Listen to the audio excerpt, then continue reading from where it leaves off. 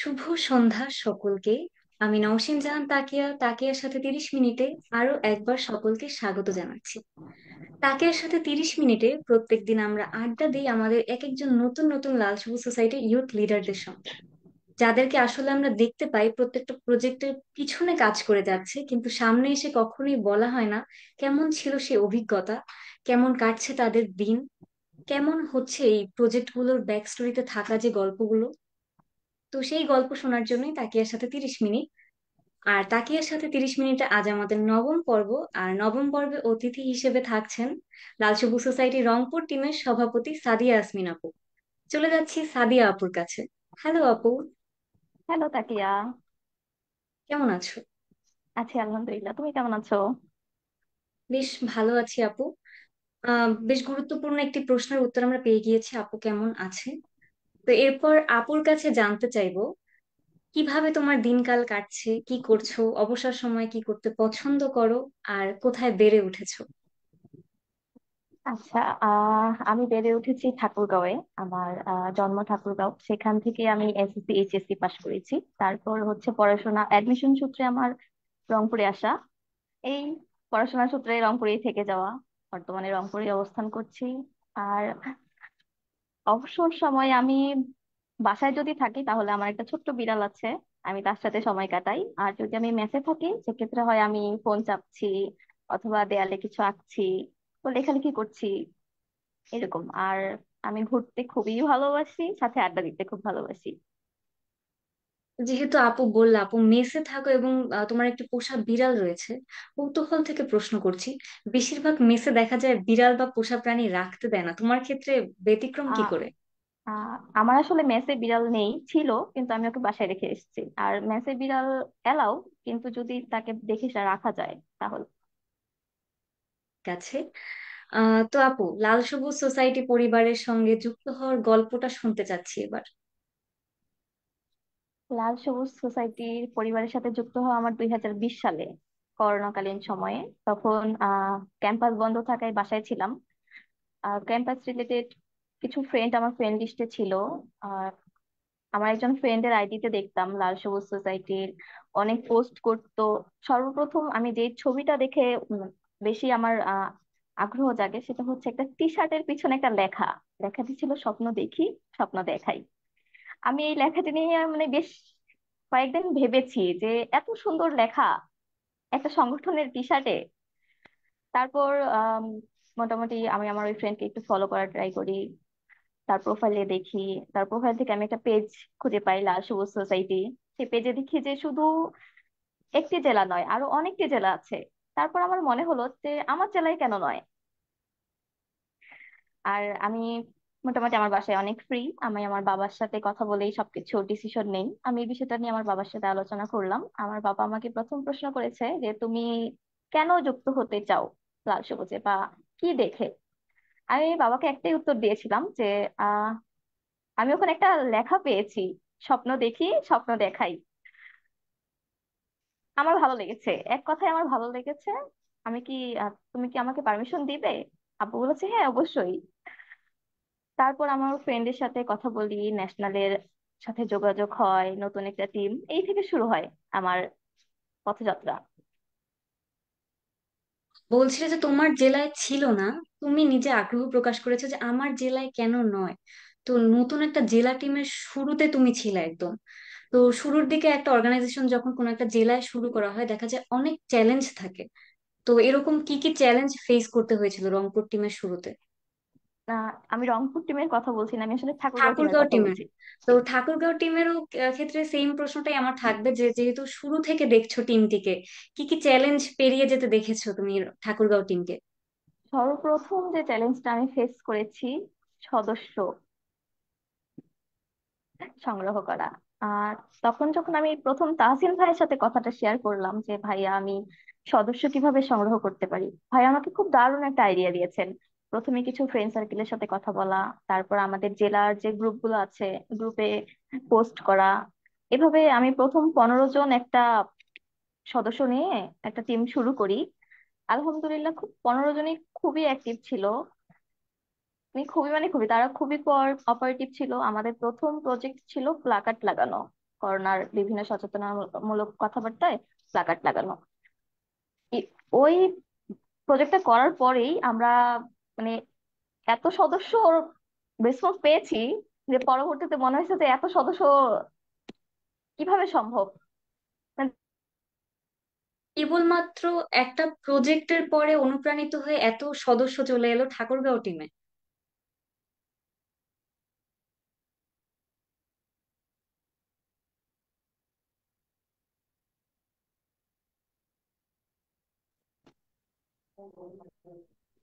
তাকিয়া, আমার কারেন্ট চলে গেছে।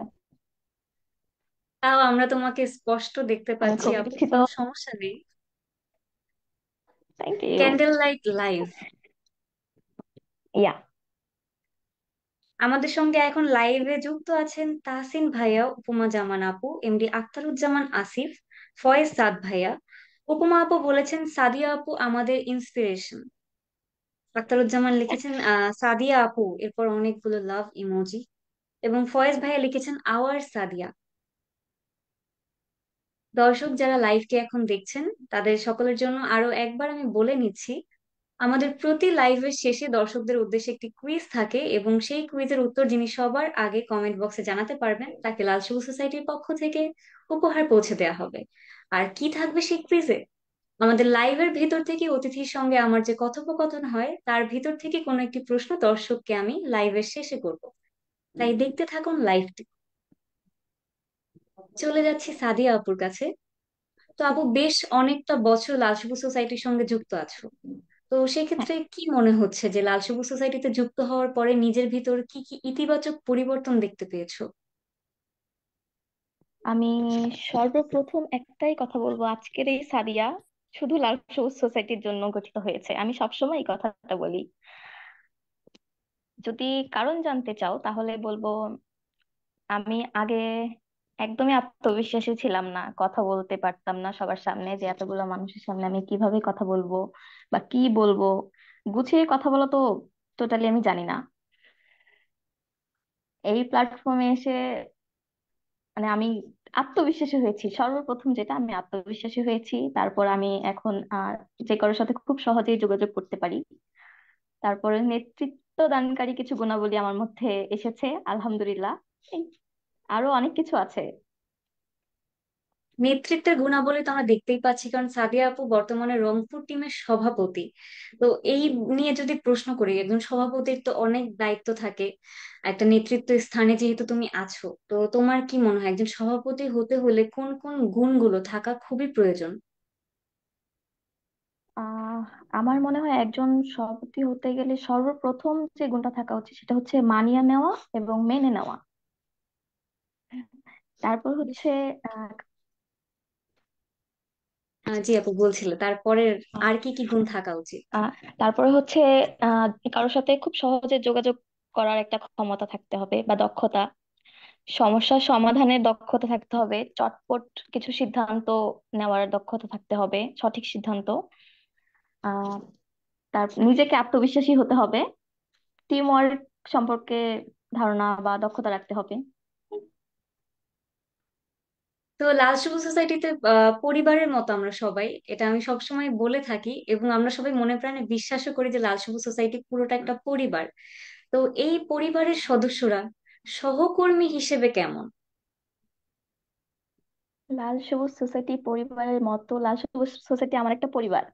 আমার আমার একটা পরিবার যেখানে হচ্ছে আমি আমার কিছু বড় ভাই পেয়েছি, আমার কিছু বড় বোন পেয়েছি, আমি কিছু ব্যাচমেট বন্ধু পেয়েছি, আমার ছোট কিছু ভাই পেয়েছি, ছোট কিছু বোন পেয়েছি। আম, সদস্য হিসাবে কেমন, এটার যদি একটা উদাহরণ দিতে চাই, মানুষ বিপদে পড়লে বুঝতে পারে যে কে তোমার কতটা আপন। হ্যাঁ। এটার একটা উদাহরণ দেই। খুব রিসেন্টলি আমি একটা খুব ঝামেলার মধ্যে দিয়ে গিয়েছি, পারিবারিক কিছু ঝামেলা। খুবই মানে 5 দিন, বিশেষ করে 5 দিন আমার খুবই খারাপ একটা দিন ছিল। তখন আত্মীয় স্বজন, আমার বিশ্ববিদ্যালয়ের শিক্ষক শিক্ষিকা, আমার ফ্রেন্ড সার্কেল সবাই আমাকে যতটুকু মানে আমাকে আমাকে রিচ করার ট্রাই করেছে, তার থেকে বেশি লাল সবুজ সোসাইটির সদস্যরা আমাকে সব সময় যোগাযোগ করেছে। দেখা গেছে আমি কারো মেসেজে রিপ্লাই করি নাই, কারো কল পিক করিনি, কিন্তু তারা আমাকে টানা কল দিয়ে গিয়েছে আমার একটু খোঁজ নেওয়ার জন্য, আমার পরিবারের খোঁজ নেওয়ার জন্য, যে আমি কেমন আছি, আমার পরিবার কেমন আছে। আমার মনে হয় এই উদাহরণ দেওয়ার পরে আসলে কিছু বলার থাকে না যে তারা পরিবারের সদস্য হিসাবে কেমন। লাল সবুজ সোসাইটি যখন আমরা বলি একটি পরিবার, তার মানে আমরা এটাই মিন করি। আপু যে কথাটা বললেন মাত্র, আসলে বেশ সুন্দর একটি অভিজ্ঞতা আপুর হয়েছে এই পরিবারের কাছ থেকে। তো তাদের উদ্দেশ্যে তুমি কি বলতে চাও? আমি আপনাদেরকে ভালোবাসি, সারা জীবন আপনারা আমাকে এভাবে ভালোবেসে যাবেন।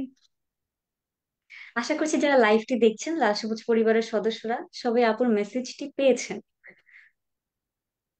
তো আহ আপু, তোমার যেহেতু তুমি একজন সভাপতি হিসেবে দায়িত্ব পালন করছো বর্তমানে রংপুর টিমে, তো একজন সভাপতির কি কি কাজ থাকে?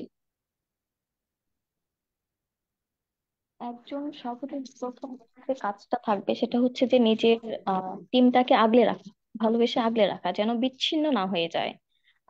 দ্বিতীয়ত হচ্ছে কোন কোনো সিদ্ধান্ত নেওয়ার আগে সবার সাথে একটু আলোচনা করা, সবার সাথে মত বিনিময় করা। কারণ সবারই কিছু কথা থাকতে পারে একটা প্রোগ্রাম বা একটা প্রজেক্ট নিয়ে। তারপর হচ্ছে আহ যেটা প্রথমে বলছিলাম যে মানিয়ে নেওয়া বা মেনে নেওয়া। আমাদের টিমে যদি 10 জন সদস্য ধরে রাখি, তাহলে 10 জনের মতামত সেম হবে না। 10 জনের মতামত দেখা যাবে 10 রকমের হবে, বা 6 জনের একমত হবে, বাকি 4 জনের আলাদা হবে। এই জিনিসটা নিয়ে ডিসকাশন করতে হবে যে আমরা কেন তার 4 জনের কথাটা আমরা কেন মানছি না, বা বাকি 6 জনের কথাটা আমরা কেন মানছি, যেন তাদের মধ্যে কোনো রকমের এই বিষয়টা না থাকে যে আমাদেরকে গুরুত্ব দেওয়া হচ্ছে না বা আমাদের কথা শোনা হচ্ছে না। তারপর হচ্ছে আহ নিজের টিম মেম্বারদের সাথে সবসময় কমিউনিকেট করা, যেন তাদের মনের কথাটা জানা যায়, যে তারা কি ভাবছে। তো একটা টিমের শুরু করতে গেলে অনেক চ্যালেঞ্জ থাকে, তা আমরা দেখেছি, যেমন ঠাকুরগাঁও টিমের শুরুতে বেশ কিছু চ্যালেঞ্জ ছিল। তো সাধারণ সদস্য থেকে সভাপতি হয়ে ওঠার পরে আরো কিছু চ্যালেঞ্জ থাকে। তো সেরকম চ্যালেঞ্জ যা যা ফেস করেছো বা করছো, এগুলোর সঙ্গে মানে কিভাবে মোকাবেলা করছো এই চ্যালেঞ্জ গুলো? চ্যালেঞ্জ গুলো মোকাবেলা করাটা আমার জন্য একটু কঠিন ছিল। প্রথম আমি একটা চ্যালেঞ্জের মুখোমুখি হয়েছিলাম, সেটা হচ্ছে যে আমার টিমেরই একজনের সাথে আহ, একটু ভুল বোঝাবুঝি ছিল ওর। আমার খুবই কান্না পাচ্ছিল যে সে আমার উপর মন খারাপ করেছে। আমি প্রচুর আপসেট ছিলাম এটা নিয়ে। আমি একটু আবেগপ্রবণ তো, তাই। তো হচ্ছে তারপর আমি ওর সাথে দেখা করি, কথা বলি। যখন আমি ওর সাথে সামনাসামনি, আসলে সব সমস্যার সমাধান হচ্ছে সামনাসামনি কথা বলা আমার মনে হয়। সামনাসামনি যখন আমরা ফেস টু ফেস একটা সমস্যা নিয়ে কথা বলবো, সমাধান আসবেই। যদি কখনো এরকম কোনো কিছু ফেস করছি, যার সাথে ফেস করছি তার সাথে আমি সামনাসামনি দেখা করা বা কথা বলার চেষ্টা করি, যে যেভাবে হোক না আমাকে তার সাথে কথা বলতেই হবে এট এনি কস্ট। তো আপু, যেহেতু বললে তুমি বেশ আবেগপ্রবণ মানুষ, আরেকটি চ্যালেঞ্জ আমাদের প্রত্যেক ভলান্টিয়ারেরই ফেস করতে হয়, যে যে কোনো স্বেচ্ছাসেবী কাজকর্ম করার সময় বাইরের মানুষ এসে জিজ্ঞেস করে যে কেন করছো এগুলো, কি করছো, বা কি বেশ কিছু কটূক্তি তারা করে। তো এই কটূক্তিগুলোর সাথে তুমি কিভাবে ডিল করো? তাকিয়া, আমি আসলে অনেকের মুখে শুনেছি যে ভলেন্টিয়ারিং করতে গেলে অনেক রকমের কটু কথা শুনতে হয়, কিন্তু আমার এই 4 বছরে আমি কখনো শুনিনি। এটা হলো ফার্স্ট কথা। কারণ আমি আমার পরিবার থেকে সম্পূর্ণ সাপোর্ট পেয়েছি, আমার এলাকা থেকে আমি সম্পূর্ণ সাপোর্ট পেয়েছি। এই বিষয়ে আমি একটা ছোট্ট উদাহরণ দিই। সেটা হচ্ছে যে রমজান মাসে আমরা যখন ইফতার প্রজেক্ট করতে যাই, আমার বাসা থেকে সদর প্রায় 9 কিলোমিটার দূরে। দেখা গেছে ইফতার বিতরণ করে আমার ওখানে ইফতার সেরে বাসায় আসতে হয়, বাসায় আসতে আসতে আমার 7:30 কিংবা 8টা বেজে যেত। প্রতিদিন আব্বু নিয়ে আসতে পারতো না, আব্বুর কিছু কাজ থাকতো, দেখা যেত একা একা আসতে হতো। আমার এলাকার মানুষজন আমাকে রাস্তা থেকে নিয়ে আসতে যেত, যে যেন কোনো সমস্যা না হয়। তারা আমাকে অ্যাপ্রিসিয়েট করতো সব সময়, যে তুমি যে কাজটা করছো খুবই ভালো একটা কাজ করছো। ইভেন আমি রংপুরেও এটা ফেস করছি, আলহামদুলিল্লাহ, যে সবাই আমাকে সাপোর্ট করছে। কেউ কেউ এখন পর্যন্ত আমাকে আসলে ওইরকম কোনো কথাবার্তা বলে নাই, তাই আমি এই বিষয়টা সম্পর্কে বলতে পারছি না যে কেউ কটূক্তি করলে তার অনুভূতি কেমন হয়। বেশ এক্সেপশনাল কেস এক্ষেত্রে তোমার, কারণ যতজনের সঙ্গে আমি কথা বলেছি প্রত্যেকেরই এরকম কোনো না কোনো অভিজ্ঞতা রয়েছে। এবং আমি খুশি যে তোমার জীবনে এরকম কোনো অভিজ্ঞতা নেই। Dream life. ইয়া। আহ তো লাল সবুজ সোসাইটির সঙ্গে এত বছর তো অনেক মজার স্মৃতি তৈরি হয়েছে, অনেক ধরনের স্মৃতি তৈরি হয়েছে। এরকম কোনো স্মৃতি কি আছে যা আমাদের সঙ্গে শেয়ার করতে চাও? প্রথম একটা স্মৃতি, যখন আমার ন্যাশনাল টিমের সাথে প্রথম কথা হয় বা দেখা হয়, সরি, কথা না দেখা হয়, সেটা 2020 সালেই। আহ আমি রংপুর থেকে দিনাজপুর যাব লার্ন টু লিডের জন্য, দিনাজপুর টিমের সাথে। আহ আমার এক্সাম ছিল আগের দিন বিকেলে, যার কারণে আগের দিন রাতে আমার পক্ষে একা একা যাওয়া সম্ভব ছিল না। পরের দিন সকাল 9টা থেকে লার্ন টু লিড শুরু আমাদের। আমি খুবই আপসেট ছিলাম যে আমি লেট করে পৌঁছাবো। মানে অনেক কিছু চিন্তা ভাবনা করছিলাম। তখন আমি ন্যাশনাল টিমের জুবাইর ভাইয়াকে একটু মেসেজ দেই যে ভাইয়া, আমার তো এরকম এরকম একটা প্রবলেম হয়ে গেছে, আমি কি করবো, আমার খুব খারাপ লাগছে যে আমি আপনাদের সাথে জাস্ট টাইমে ইন করতে পারছি না। ভাইয়া আমাকে বলছে, একটাই কথা বলছে, কেন সাদিয়া, তুমি আমাদের সাথে যেতে পারো, আমরা তো রংপুর হয়ে দিনাজপুর যাব। আমার এই কথাটা আমি কখনোই ভুলবো না। তারপর আমি একটু চিন্তা করি যে কি করব কি করব। ভাই আমাকে আবার মেসেজ দিয়েছে যখন 8টা বাজে, যে সাদিয়া তুমি রেডি? আমি বললাম যে হ্যাঁ ভাই আমি রেডি, ঠিক আছে আমি যাবো। বললো যে আমার গাড়ি 10টায় আসবে মডার্নে, তুমি হচ্ছে 10টায় থেকো। আমি এখান থেকে আমার এক ফ্রেন্ড সহ মডার্নে যাই। তারপর প্রথম আমি জুবাইর ভাইয়ের সাথে দেখা করি, সেখানে সুলতানা মেহজাবিন টুসি আপু ছিল, আমাদের প্রিয় তাসিন ভাইয়া ছিল, রাকিব ভাইয়া ছিল। মানে প্রথম একটু ভয় লাগছিল, কিন্তু 10 মিনিট, শুধুমাত্র 10 মিনিট তাদের সাথে স্পেন্ড করার পরপরই মানে আমার মনে হয়েছে যে ছোট বোন, না আমার আসলে কোনো ভাই নেই, বড় ভাইয়ের আদর, বড় ভাইয়ের স্নেহ কেমন হয় আমি জানি না। সেদিন আমি প্রথম অনুভব করতে পারছিলাম যে বড় ভাই কি, বড় ভাইয়ের ভালোবাসা কাকে বলে। এটা মজার না হলেও আমার জন্য খুব স্মরণীয় একটা ঘটনা। স্মরণীয় হবার মতোই একটি ঘটনা যে একটা সংগঠনে আসার পরে এই রকমের ভালোবাসা পাওয়াটা, এটা আসলে সবাই চায় এরকম একটা পরিবার তৈরি করতে, এরকম একটা সম্পর্ক তৈরি করতে, যেটা তুমি পেয়েছো। তো সাদিয়া আপুর প্রতি ভালোবাসা থেকে এখন আমাদের লাইফে অনেকেই যুক্ত হয়েছেন। উল্লেখযোগ্য নাম যদি বলি তাহলে মনা যুক্ত আছে এখন। আপু মনাকে বেশ ভালোবাসে, আমাকে লাইভের আগে বলেছে। মনা যাতে শুনে না এজন্য আমি আবারও বলছি এটা। এছাড়াও লাইভটি দেখছে আরশি জান্নাত আলো, তিনি বলেছেন অনেক ভালোবাসা রইলো সাদিয়া ইয়াসমিন আপু। নাইম শিকদার ভাইয়া বলেছেন সাদিয়া আপু এগিয়ে যাও। এছাড়াও আমাদের লাইভটি বর্তমানে দেখছেন আবেশ সাফায়েত, অর্পিতা ওমর, জান্নাতি ফারিহা, রুবাইয়া মেহজাবিন, তৌহিদুল ইসলাম তন্ময় সহ আরো অনেকে। যদি আবার ফিরে যাই এবার সাদিয়া আপুর একটু ব্যক্তিগত জীবনে আমি ঢুকবো। আপু লেখালেখি করতে বেশ ভালোবাসেন, হ্যাঁ। এবং আপুর বেশ ইউনিক একটি অভ্যাস আছে, ডায়েরি লেখা। ইউনিক বলা যায় না, অনেকেই ডায়েরি লেখেন। তো ডায়েরি লেখার, যারা ডায়েরি লেখে আসলে, তো সবাই বলে যে ডায়েরি লেখার অভ্যাসটা অনেক স্পেশাল। যারা ডায়েরি লেখে তাদের কাছে অনেক স্পেশাল।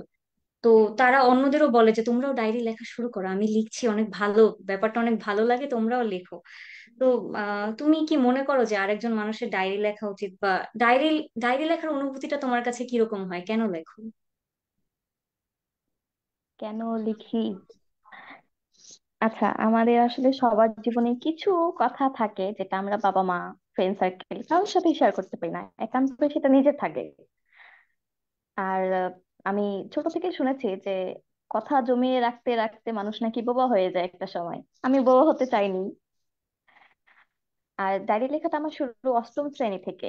আহ ছোট একটা ফ্রেন্ড, একটা বেস্ট ফ্রেন্ডের, আমার একজন বেস্ট ফ্রেন্ড ছিল, আমি তার সাথে একটু কথা কাটাকাটি হওয়াতে আমি খুব মন খারাপ করেছিলাম। সেই আমাকে ওই ডায়েরিটা গিফট করেছিল আমার জন্মদিনে।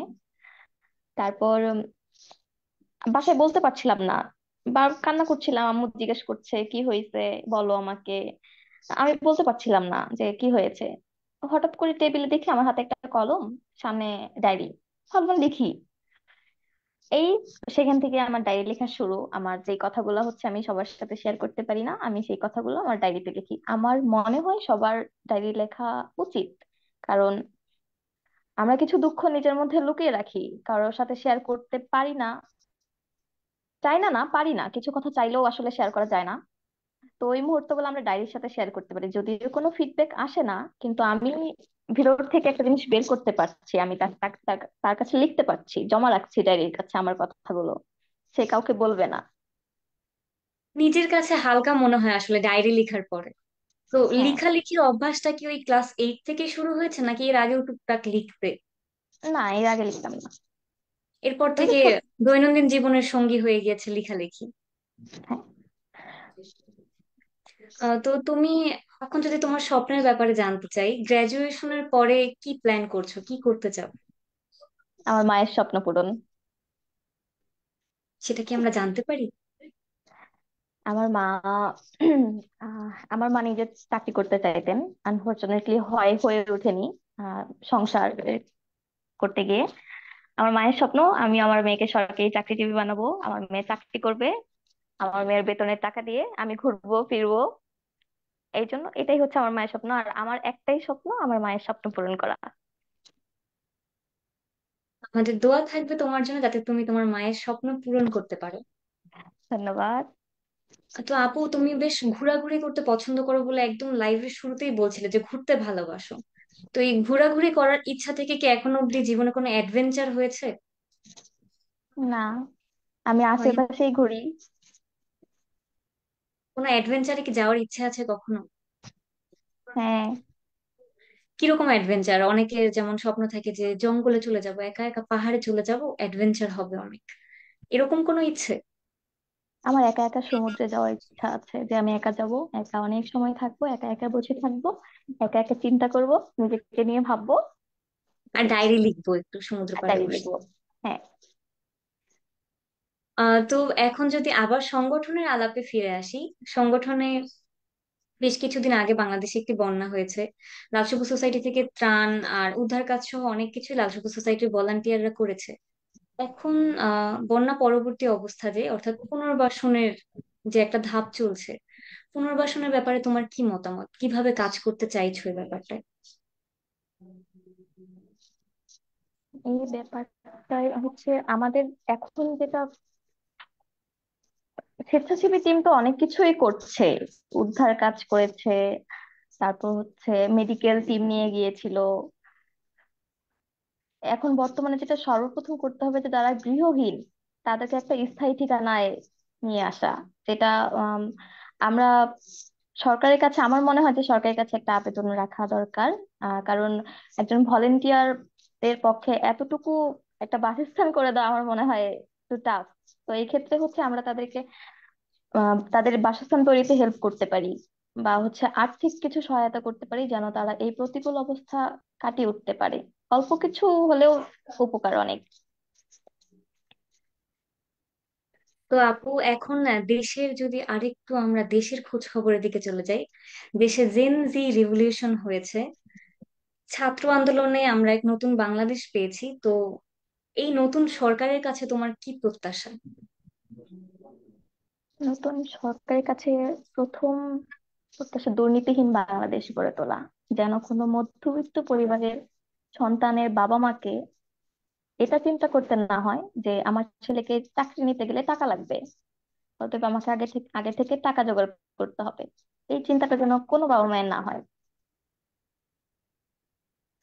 যদি হতে অন্তর্বর্তীকালীন সরকারের প্রধান উপদেষ্টা, সেক্ষেত্রে তুমি দেশে কি কি পরিবর্তন আনতে? কি কি প্রথমে হচ্ছে অনেক ওই যে যেটা বললাম, যে দুর্নীতি একটা বাংলাদেশ গড়ে তোলার পক্ষে যে যে পদক্ষেপ গুলো নেওয়া উচিত, কিছু সেগুলো গ্রহণ করতাম। তারপর হচ্ছে শিক্ষা ব্যবস্থা এবং স্বাস্থ্য সেবার দিকে একটু নজর দিতাম, কারণ আমাদের প্রান্তিক এলাকাগুলো এখনো এই শিক্ষা এবং স্বাস্থ্য উন্নয়নের দিকটায় অনেক অনুন্নত অবস্থায় আছে। এর বাইরে অনেক কিছু আছে, কর্মসংস্থান তৈরি, যেন বেকারত্ব হ্রাস পায়। তারপর জলবায়ু এবং পরিবেশের পরিবর্তনে কিছু পদক্ষেপ গ্রহণ করা।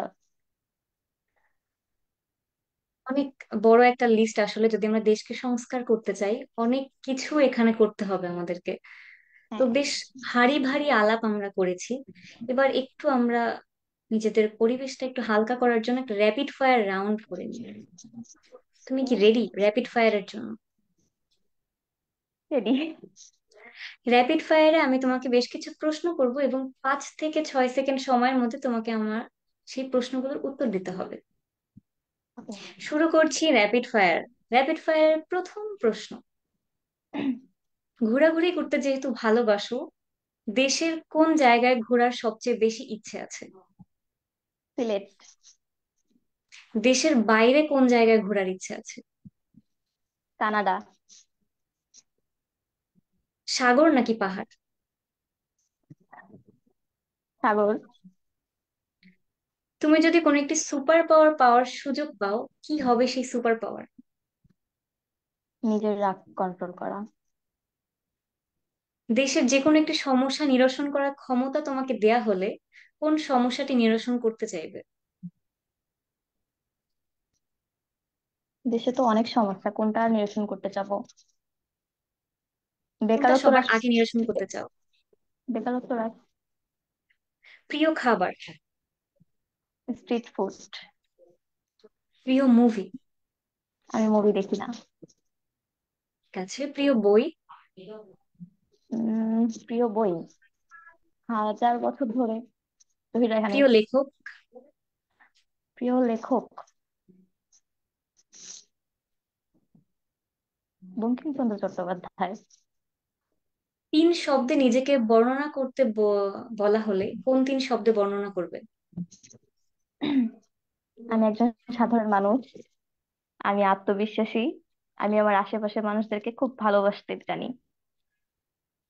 তোমাকে যদি 1 মাসের জন্য কোনো একটা জনমানবহীন দ্বীপে ছেড়ে দিয়ে আসা হয় আর বলা হয় যে কোনো 3টি জিনিস সাথে নিতে পারবে, কোন 3 জিনিস নিতে চাইবে?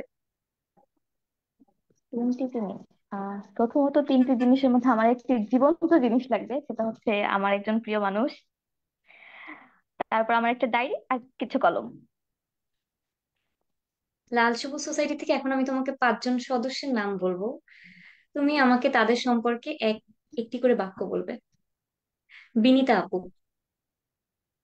বিনিতা খুবই মিশুক একজন মেয়ে, আমি তাকে অনেক মোনা। অনেক অনেক বেশি ভালোবাসি।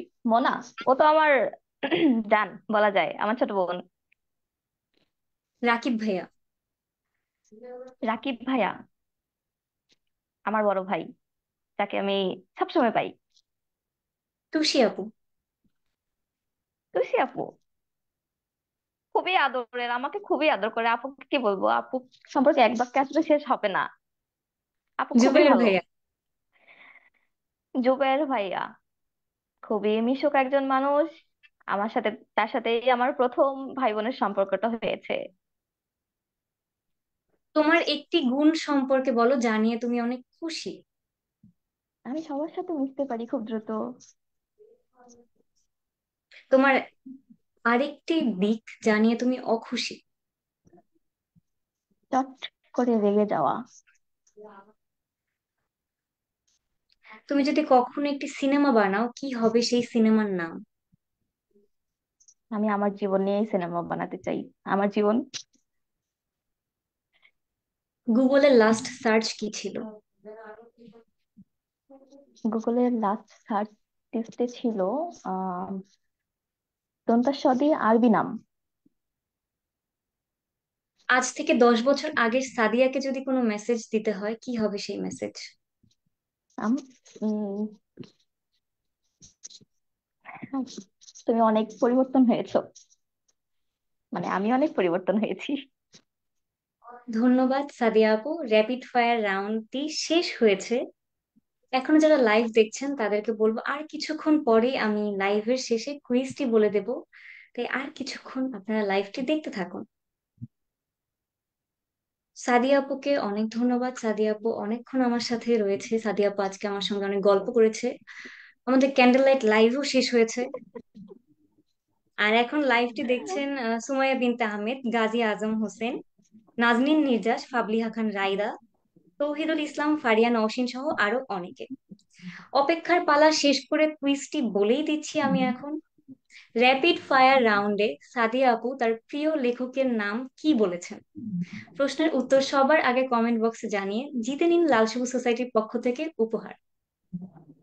সাদিয়া আপুকে অনেক ধন্যবাদ জানাচ্ছি এতক্ষণ তা আমাদের সঙ্গে তার গল্প শেয়ার করার জন্য।